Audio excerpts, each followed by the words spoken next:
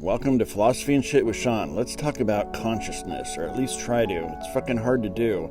It's amazing how something can be so fucking elusive and so obvious at the same damn time.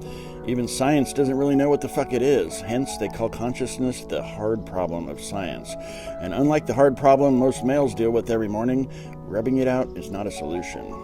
If you want to know something about pretty much fucking anything, then someone's probably already written a damn book about it, or put it on the internet.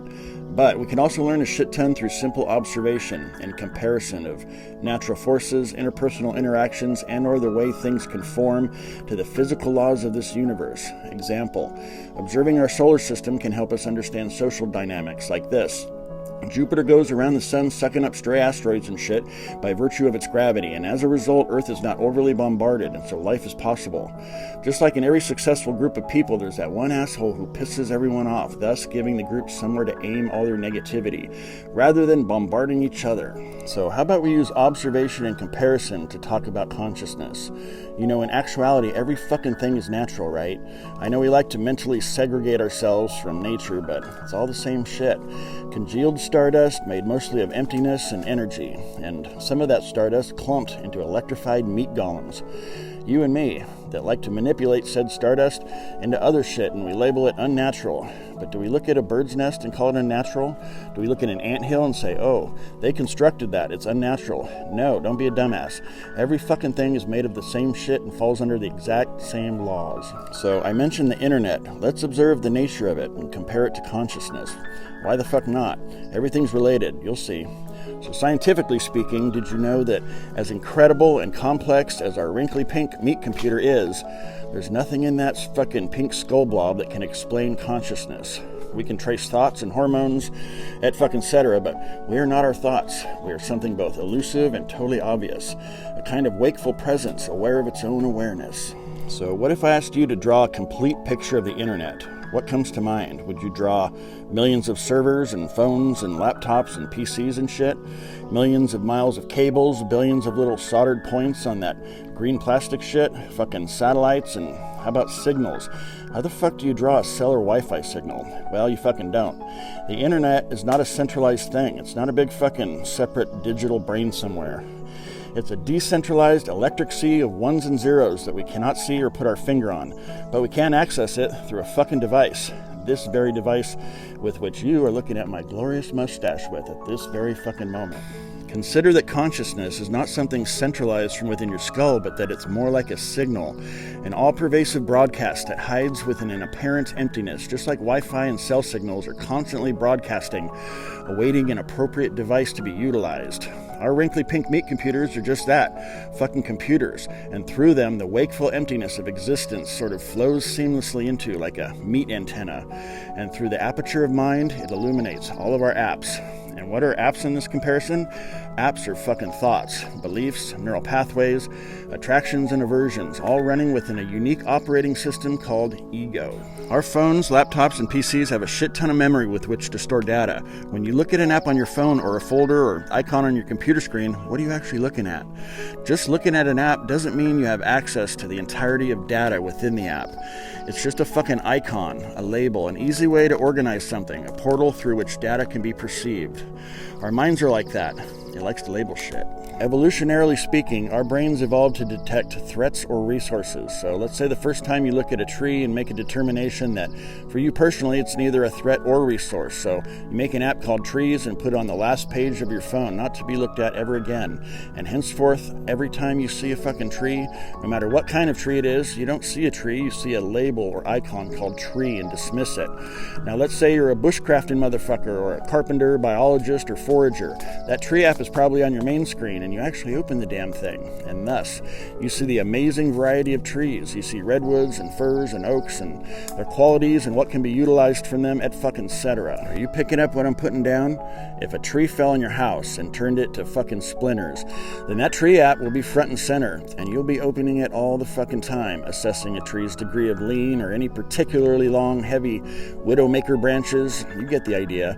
We can only see 0.0035% of the visible spectrum, and of that we categorize and label and organize objects of reality into apps that we place in our attention in accordance with their benefit or danger to us based on our memory, and we walk through a world of wonder only seeing very little and almost none of what actually is. We just see our fucking apps. The entirety of the fucking internet is swirling around and through us, and through a single reference point made of metal and plastic and glass, like the one you're looking at right fucking now, wonders may emerge. You can access horrific shit or beauty, whatever the fuck you want. You can stack app upon app and have an incredible wealth of knowledge stored in your memory and become an expert at a thing. But none of this shit addresses my original inquiry. What is the internet? What does it look like? How do you fucking draw it? That's why consciousness is tricky. It's not something we can see. It's not a thing that's tangible enough to draw, but it is absolutely fundamental to our experience of reality. Subjectively speaking, without your consciousness, reality does not exist. Everything you see is from photons of light, bouncing off particles that go through your optic nerve and are pieced back together in your meat computer, just like a computer pieces together all the ones and zeros of the fucking internet. Do you get it? Now, I'm not trying to install a new app in your ass. I'm just hoping that maybe I disrupt your operating system just enough that you do a reboot so you can see for your own damn self a bit clearer what reality is in relationship to consciousness. It is possible to break out of the fucking matrix, though. It can be read about, and people can and have said all kinds of words about it for ages, but it's not any of that. You can escape the matrix by realizing simply that you are already free from it, and from seeing its illusory nature by recognizing your own primordial nature seated within consciousness. You are not your apps or thoughts. You are not your operating system. You are an all-pervasive signal that is elusive to thought because it is the light that illuminates thought itself. If there was no light present in the screen you're looking at, no apps would appear. Like when we're in a dreamless sleep, reality ceases. Maybe a screensaver pops up and you dream and shit, and then we awaken and all our apps light up, and our particular and unique organization of thought apps then display the version of reality that we have curated.